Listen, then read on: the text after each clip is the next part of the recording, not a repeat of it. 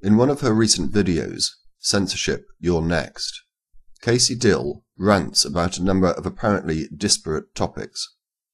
Near the beginning of the video she states, "If what I was saying was truly so stupid,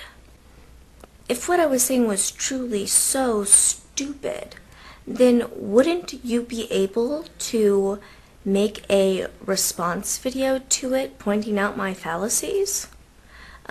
Wouldn't you want it to be shown so that you can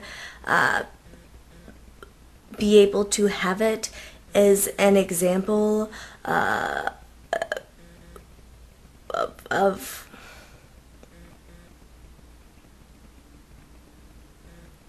Wouldn't you want it to be shown as an example of a stupid idea that you can refute?" Well, that's exactly what I'm doing.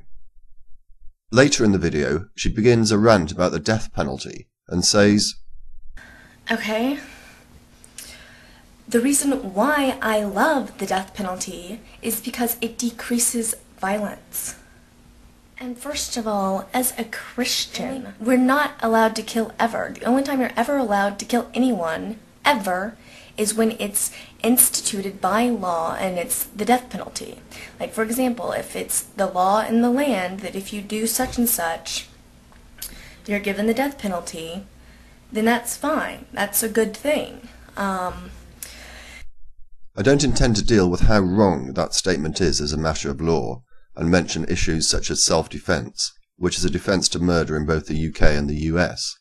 The part I want to deal with is this. Punishable by death. So therefore, because in many states the death penalty is given to murderers, there is less murder in those places, because the bottom line is that people won't do something if they're going to get killed and put to death for doing it. That's just common sense. This represents the sort of intellectual laziness that so frustrates me. I had little doubt that her statement that areas which had the death penalty had lower death rates was wrong, so I looked it up.